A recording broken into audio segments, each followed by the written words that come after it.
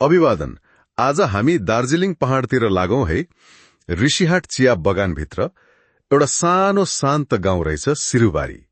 आज यसबारे अलिक गहिरिएर कुरा गरौं। हामीसँग भएको जानकारीले के भन्छ त?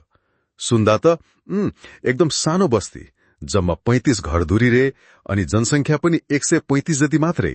तर रोचक कुरा के भने त्यहाँ हिन्दू, बौद्ध अनि थोरै इसाईहरू पनि सबै मिलेर बसेका छन् भनिन्छ। अनि तिन्दुरे गाउँ पनि सिरुबारीकै हिस्सा रे। सानो ठाउँमा यस्तो विविधता। लौ त यसमा के छ खास, अलिक खोतलौं न। एउटा एकदमै चाखलाग्दो कुरा चाहिँ नि त्यहाँ सिरुबारी समाज सेवा समिति भन्ने छ। मतलब गाउँको प्रशासन, सामाजिक काम सबै यही समितिले हेर्छ। अनि जानकारीमा त यसलाई वरिपरिको क्षेत्रमै सबैभन्दा सक्षम मानिएको छ। ए, समितिले नै सबै चलाउने, त्यो त गजब रहेछ। समुदाय आफै यति संगठित हुन त महत्वपूर्ण कुरा हो।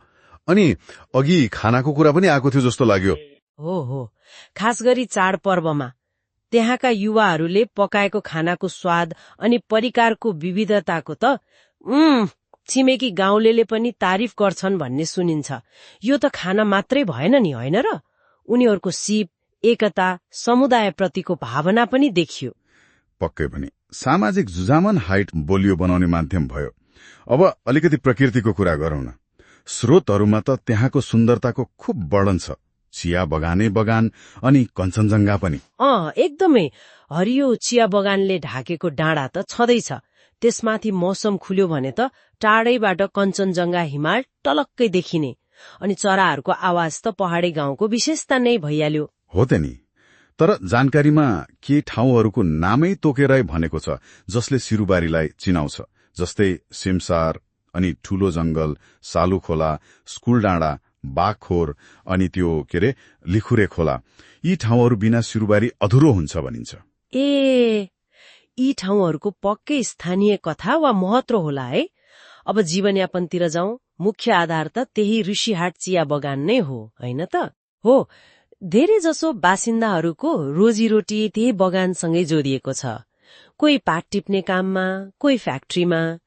तर यहाँ एउटा कुरा के छ भने नि, धेरैजना खास गरी युवाहरू काम वा पढाइको लागि गाउँ बाहिर पनि छन्, शहरतिर। बाहिर पनि छन्। अनि गाउँसँगको सम्पर्क चाहिँ कस्तो छ त?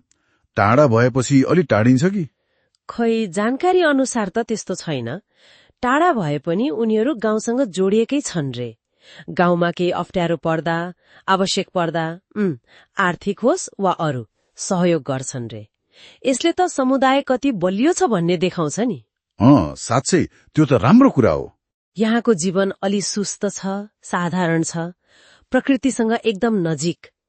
चिया भनेको बाली मात्रै होइन क्या, यो त उहाँहरूको संस्कृति नै भइसक्यो, पुर्खौंदेखि चलेको। गहिरो सम्बन्ध रहेछ माटोसँग।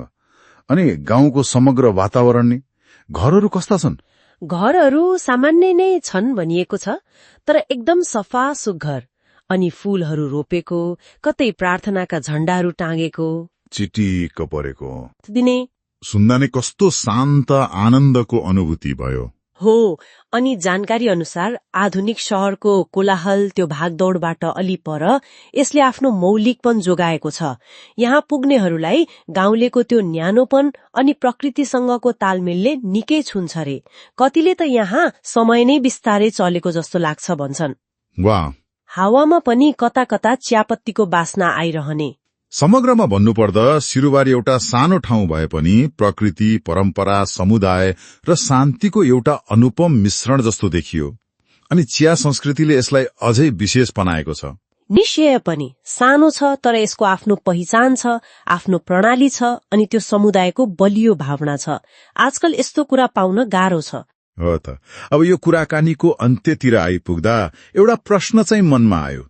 आज संसार यति छिटो परिवर्तन भइरहेको छ नि, यस्तो बेलामा सिरुबारी जस्तो ठाउँमा जुन भूमि र परम्परासँगको गहिरो सम्बन्ध छ, त्यसले समुदायको पहिचान र भोलिको सामना गर्ने क्षमतालाई कसरी असर गर्ला? यो हामीले हेरेको जानकारीमा त छैन, तर सोच्न बाध्य बनाउने विषय हो है।